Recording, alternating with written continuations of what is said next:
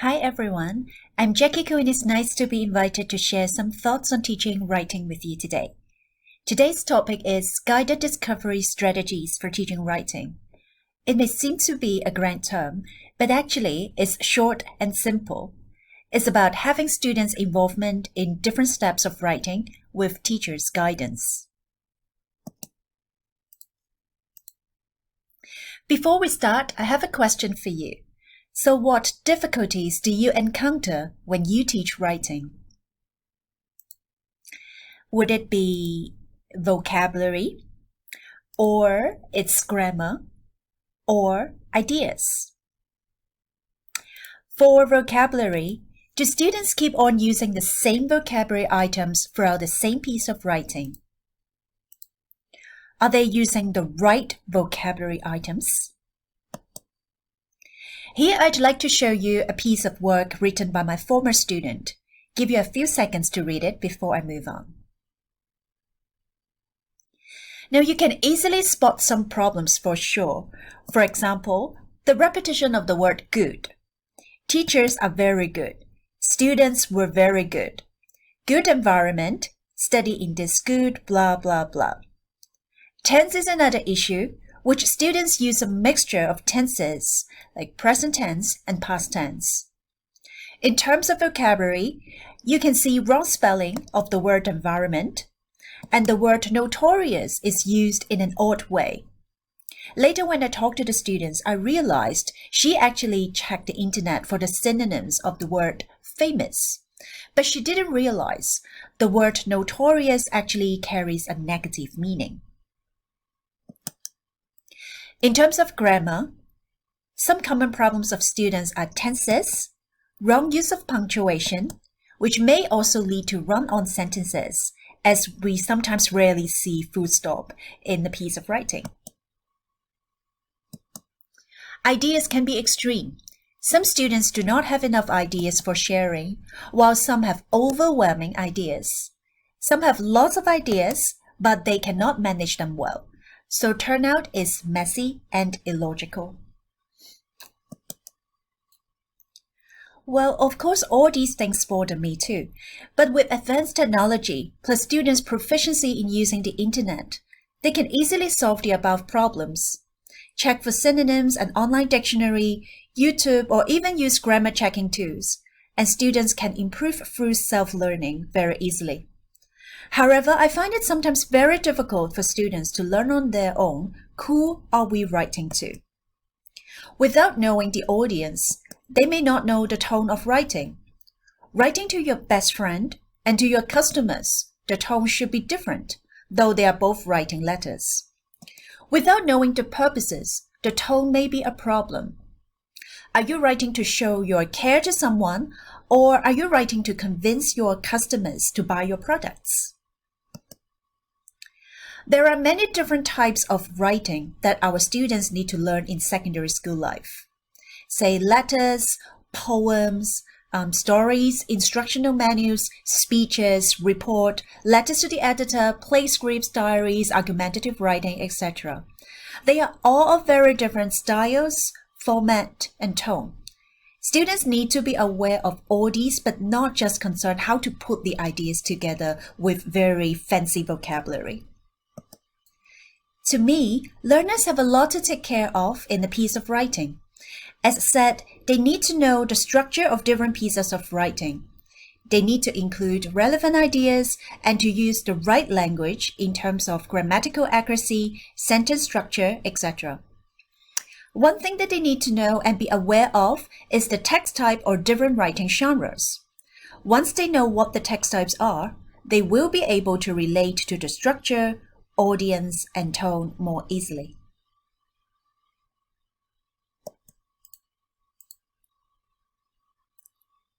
So what is genre?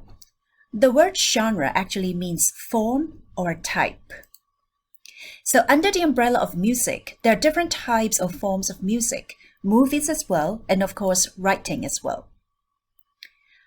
There are different scholars and linguists defining genres. And one of the definitions that I would like to share with you will be the one in green right now. Genre in writing is a kind or type of writing in which it has a typical style, particular target of readers, and a specific purpose. To students, the purpose of writing is probably just to submit homework or for examination. However, as you can see, no matter which definitions we're referring to, genre involves communication, goals, readers, and specific purposes. Students may have ignored, but as teachers, we need to make sure that they know.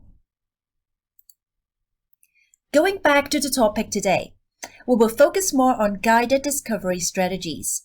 As said, it means guiding students to discover the knowledge by themselves. I will also link the strategies to the genres as well.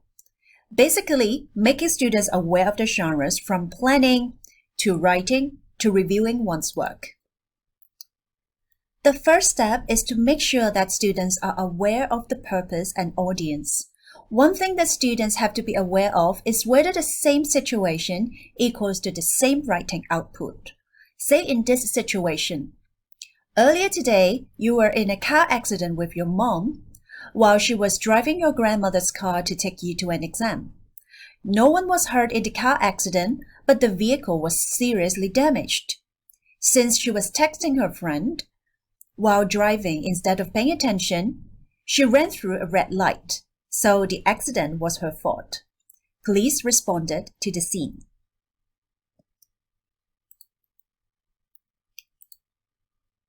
With this situation, students can be asked to write a letter to Granny and tell her about the accident.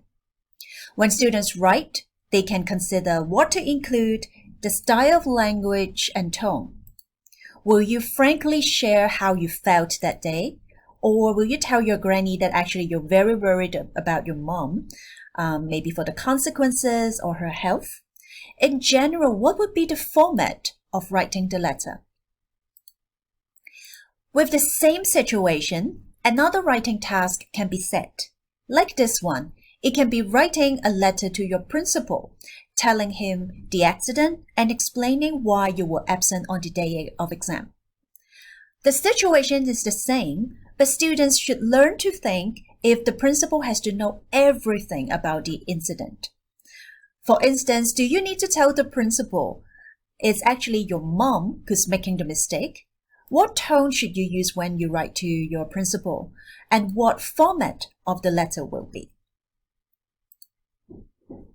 When we put the two tasks together, students can see that though both tasks are about writing letters, the recipients, which means the audience, purposes are not the same. Eventually, the content, language, tone, and format are all different. As teachers, it's common that we ask students to brainstorm ideas and teach them vocabulary when they are writing tasks. But let's not forget we should make sure students should learn to identify the text type, purpose of writing, which is the goal, audience, which is about communication, features of text types, including language, tone, style, and format. Talking about discovery strategies, I always try to avoid spoon-feeding the students as I think they will remember things better if they learn to find out some important concepts on their own. I think students can learn better if the task is fun, is authentic, and they actually love being teachers to spot mistakes made by others, so give them chances. Here I'd like to share one example with you about teaching a job application letter. Now, in the lead-in, instead of directly teaching them the format of writing a job application letter, I asked my students this question. What factors will you consider when you apply for a job? Here are the responses from my students. Not surprisingly that they are concerned with salary, but I also see some interesting answers like already thinking about vacation and whether the boss is a good one. But sometimes our students do not really know what the reality is like. They only concern what they want, but ignore what other people think as well. That's why I asked them to think from the employer's perspective. What factors will an employer consider when shortlisting job applicants? And these are the answers I predicted. They may tell me it's about academic results, personality, previous work experience. I also expected some playful students may say appearance, pretty girls can get the job, handsome guys can get the job, or where the candidates live. When it really comes to the part that they need to give response, at first they struggled. So I gave them some examples of jobs they're more familiar with. For example, I asked the students, if you're the principal, so what would you consider when hiring a teacher? Everyone knows what a teacher should be, and they actually have some qualities in mind that they think each teacher should possess. So giving them these kind of examples can help them think further. Eventually, they were able to list more considerations an employer would have. So that's what you can see on the screen right now. So let's pause here for a while to see what I've done so far. I started with students' personal understanding and wishes. What would employers consider when offering people a job? What I aimed at was to let students think about the reality, to touch on the topic about workplace and job application because these topics may be rather new to the teenagers. And more importantly, is to lead the students to think from another perspective. That will be the audience. And when I ask students going back to square one, so how can you be noticed? Most of them would say, oh, then you first of all need to submit a letter. Exactly. We need a good or attractive or eye-catching letter, right? So how can we write one? So that eventually leads to the topic. After students realizing the first step to get the attention from the employer is a good application letter, I can start discussing with students what good job application letters are. To students, application letters are something pretty new to them. So I try to show them some examples and let them analyze using their common sense. So here comes the first example. I have a bachelor's degree. Give job. Of course, they laughed when they saw this so-called application letter. They could immediately told me why it's not a good job application letter. It's too short, it has no recipient's name, it has no date, there's no signature. These are also the answers I predicted. That's why I prepared the next letter for them to discuss and analyze. Here comes the second one. Give you some time to read before I move on. Now, this is the second example I showed to the students. Now, for this letter, it's longer. It has clear subject line. So does it mean it's a good letter? Of course, the students will say, no, it's not a good one. They analyze and then they share their thoughts with me. So here comes some of the answers. And I think some of them are pretty interesting. So candidate did not type the letter. The candidate didn't use correction pen. So you can see paragraph 2, the word attended was being crossed out. But then the student said, oh, this candidate should have used a correction pen so that the letter would look more tidy. Not capitalizing the pronoun I, especially in the second paragraph, is impolite because you blame the employer, saying like, you have no excuse. Didn't say thanks, didn't sign, didn't tell people how to contact you. Actually, when I designed this lead-in task, I didn't immediately show them a proper letter because what I was looking for was to give them something fun to read. I just want to make them laugh. I just want to get their attention and give them a chance to spot mistakes. This is one of the favorite hobbies, right? Telling you what mistakes other people have made. What I also want is to use students' answers as a lead-in. Say, when they said it's impolite, I asked them further questions. Then what tone should you use? How can you rewrite that line? And why do you think it's impolite? Okay, the signature is missing. So where should we put the signature? Or how should you address the reader? How can you let people know your name?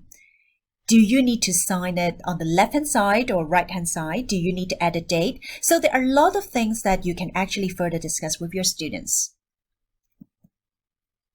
Apart from using these two examples to show how wrong an application letter could be, what I want to achieve is how students can learn from mistakes. If we know the letters are not good enough, so how can we make the letters better? Students, of course, should also be aware of the language features of each text type. Instead of telling them directly, I usually let them explore. Say for job application letters, students sometimes mixed up with the CVs. Therefore, I show them one CV and one job application letter so that they can compare. And they can also explore the differences in terms of language features and content. Students could easily spot features like with or without signature, writing in point form or complete sentences, grouping things under different sections, etc. These are all significant differences, and more importantly, these are all discovered by the students themselves. So let's pause here for a while again. After the lead-in, what I did was to make students think what a good job application letter is and explore the language features and format of job application letters by themselves. Up to this moment, teachers' input is still limited. I responded based on students' response. I also provide students with authentic materials to read. And I think it's very important that we teachers provide materials that suit students' language proficiency for the task. As said earlier, it's easy for students to search online for different things, and teachers can do the same as well for sure. All the tasks set here are to arouse students' interests, awareness, and to make them explore the key concepts. Therefore, from an abundant resources online, we should find something that fits students' language proficiency. Imagine if we find an application with all advanced vocabulary items for a weak class, students will lose interest easily as they feel, I don't understand this, I don't understand that phrase. Let's not forget the purpose of the task is to let students explore the differences, like audience, tone, and format.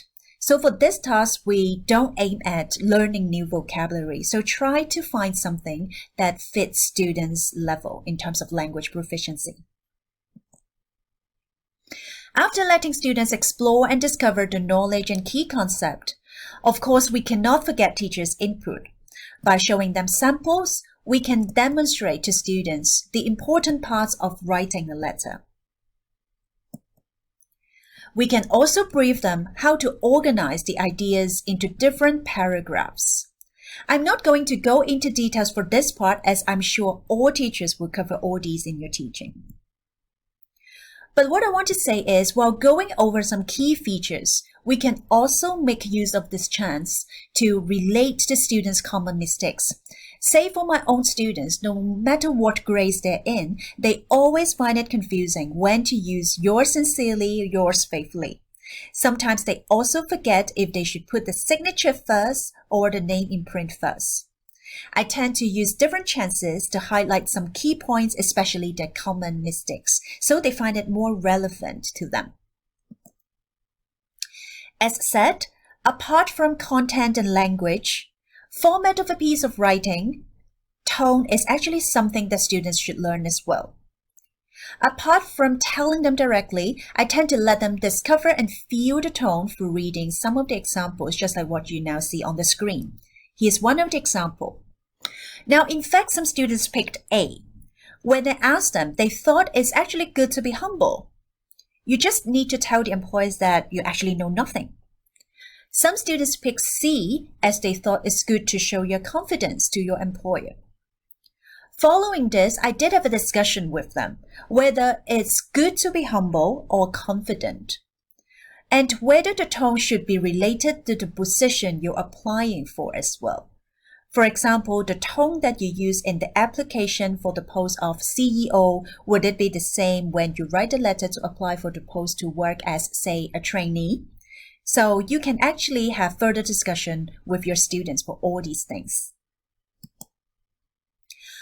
For all the tasks in teaching, it's important to show students examples instead of just telling them terms like salutation, complimentary close, or tell them something pretty abstract. For example, confident or overconfident. For teenagers, they may find it a little bit difficult to comprehend. Of course, after the lead-in and the basic introduction of the writing task, students should really start to write. Usually, I will provide them with all these: sample texts, guiding questions, sample phrases that fit the text types, and useful vocabulary for phrases that can be used for revision, and these may be useful for the weaker students as well. And something called patrol. You may wonder what this is, patrol. Patrol, immediately we think of security guards, police, etc. I told my students, patrol actually refers to checking things very carefully. Even for places you think they're safe, you need to double check, you need to triple check. And when you patrol, which means that you need to walk around, right? And while walking around, or when you're reading different people's work, you should actually learn from good practices, or even sometimes you can actually learn from mistakes. And patrol is a table I created as well. So it's a patrol table that they need to complete before the actual writing. So what is this? It's actually a table for planning. Very simple. P stands for purpose. AT, attitude and tone. R stands for reader. O stands for organization of points, while L stands for language. Actually, I use this table for senior grade students as well, for the integrated tasks, paper 3. Just that I changed the T to text type and time so as to remind them the genre they have to write and the time that they can spend or they should spend on each task. Well, but going back to this patrol table for writing, how can this be applied to writing task? One example was, I asked the junior grade students to write a letter to a friend. You borrowed an important textbook from your classmate Chris Wong last term. Today, when you were tidying up your room, you realized the book was still with you, though your friend had already left Hong Kong.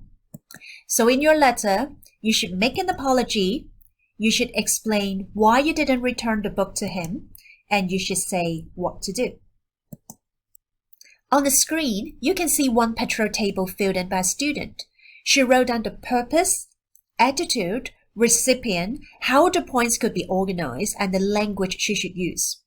For junior grade students, they usually immediately think of grammar when we talk about language. For weaker students, you can give them some more hints. Like for this task, you can ask the students, for the explanation part, what tense will you use? I also tend to ask students to record their common mistakes made and write them down in the box. Say for this one, this student was pretty weak in spelling and use of colon after the word dear as well. So that's why she wrote that down so that she could be reminded not to make the same mistakes again in this piece of writing. And from this table, we can also go over different things. For example, students can be asked to share their plan to you, teachers, or to their peers. And then we can actually point out something to the students as well. Should we say, Dear Chris or Dear Chris Wong? Okay, so there are different sessions in the part O already. But it seems that the ending was not there. Do we actually need an ending? If yes, how should we write it? We can also make use of this chance, make use of students' input to give them further reminders, like this one. Where should they add the date if needed?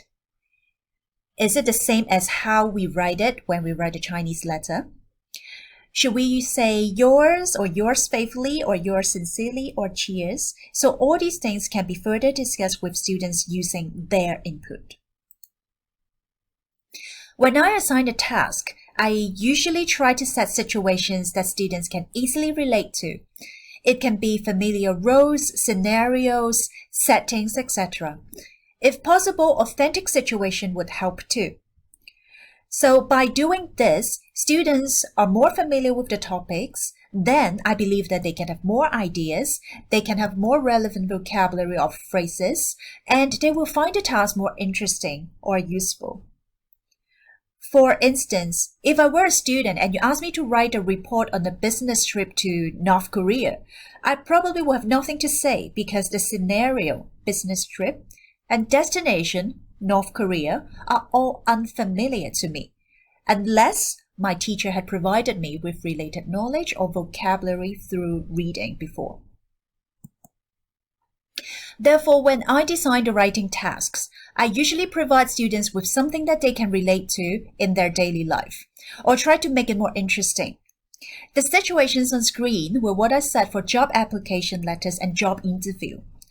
Applying for a job may be new to many of the teenagers nowadays, so I provide situations to students which they don't need much prior knowledge.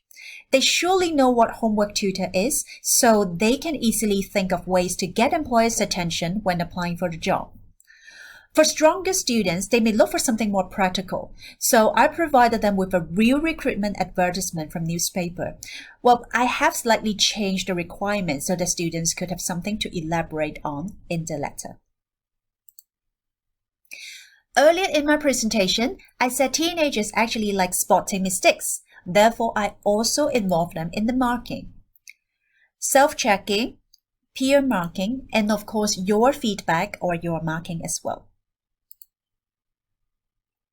So I've shown you some task set for writing a job application letter, so I'll continue to show you something related to job application letters as well. So hopefully it can help you understand the flow of the lessons a bit more. So a form like this can be used for self and peer evaluation.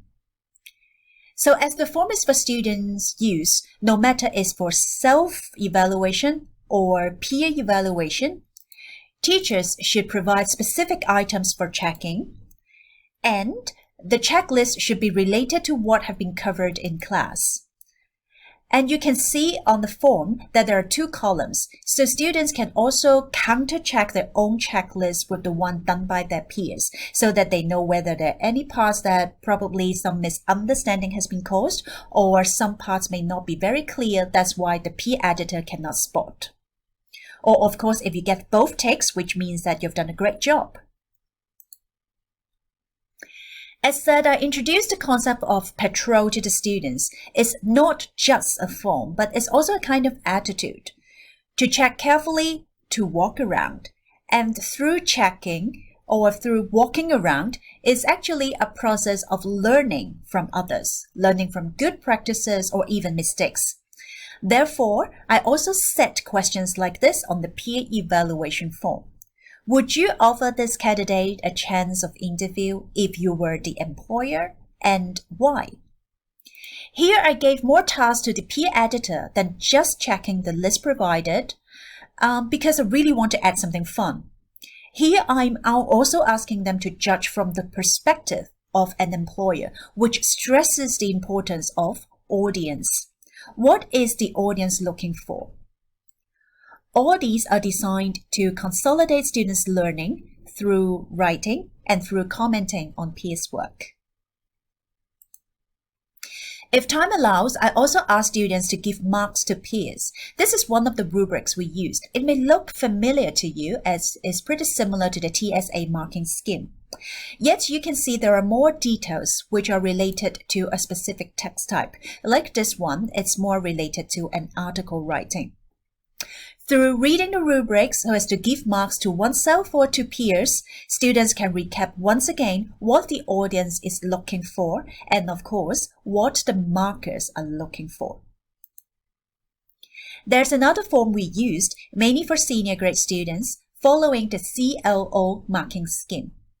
Yet we also make it focusing on a certain text type, like this one is for writing a report on a brand.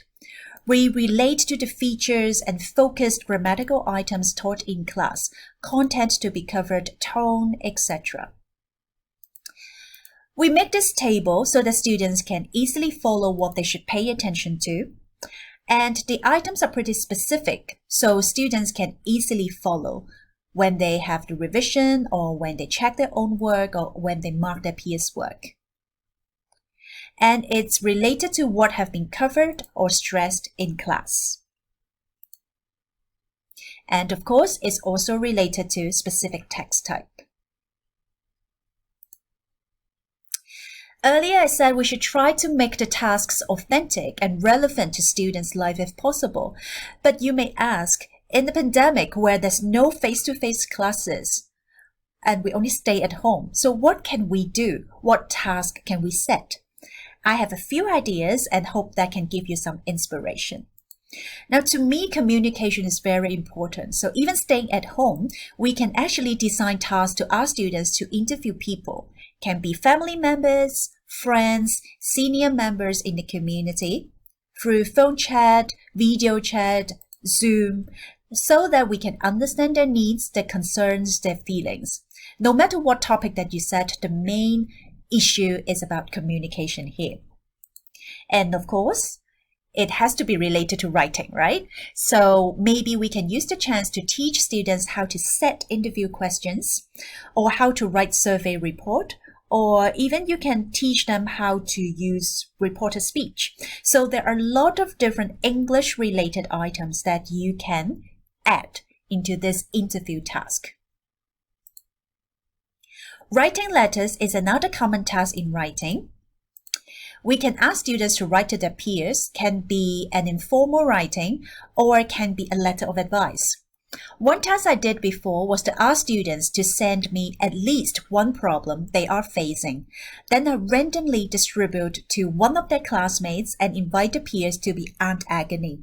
They enjoyed this task a lot because they think they actually could know someone's secret, but at the same time, they can be the advisor. Yet, of course, as teachers, we have to scan the content submitted by the students because some may be poorly written that peers may not be able to understand, or some are very personal or sensitive. For those personal or sensitive ones, I usually act as Aunt Agony myself so that I can address students' concern and to avoid embarrassment. So, student writing letters to teachers can be another option. I think it is very good for building relationships too. If you want something more formal, you can ask students to write a letter to the editor or to the principal commenting on some issues, for example, the arrangements for special vacation or even the assignments given to you during the special vacation. We can also try to include something more fun and interesting, like asking students to create comic strips or write responses after reading comics. Responding to current situations, you can ask students to read something particularly related to the pandemic. One website I can share with you is called Reading Graphic Medicine. There are a lot of different comic strips related to different medical issues in the website. They even have one column particularly related to COVID. Some share their feeling, or some talk about treatment, or some talk about what they're doing during the pandemic. You can just pick whatever that suits your students' needs and interests and assign them to read and to work on follow-up tasks. Say for this one, what I particularly like is the picture on the top right-hand corner talking about the shirts no longer fit because of gaining weight, working and eating at home. I personally have the same feeling. So we can actually ask students to create a similar comic strip as, say, back to school, or respond to the comic strip regarding on topics like online lessons or even work from home arrangements from what you can observe your father or your mother's working pattern nowadays. To conclude, just want to say that there are still many things that we can do. But no matter what the tasks are, I think it's very important that we try to relate the task to students' situations. And if possible, include communication in the tasks. It can be breakout rooms for discussion. It can be online platforms for sharing ideas. It can be Google Docs for peer marking. And also try to include feedback in different stages so that students can get recognition even they did something very minor, and of course to avoid them making huge mistakes by the end of the task, so that if there are comments or advice, they can be told earlier and make improvement earlier. If possible, include reading tasks in the writing task as well. Maybe say reading newspaper, reading articles, reading some online short stories, so that students can have more ideas or vocabulary input for their writing. So as teachers, I think communication will be very important as well. So do treasure the communication with your students as well as your teammates. I believe it's too difficult and lonely to prepare everything on your own. If we can establish network and more collaboration, so more ideas or even materials can be shared, so life would be easier for every one of us. So here comes to the end of my presentation. And thank you so much for your time, and hope some of the parts today can be helpful to you in planning your lessons ahead. Stay healthy. Thank you very much. Goodbye.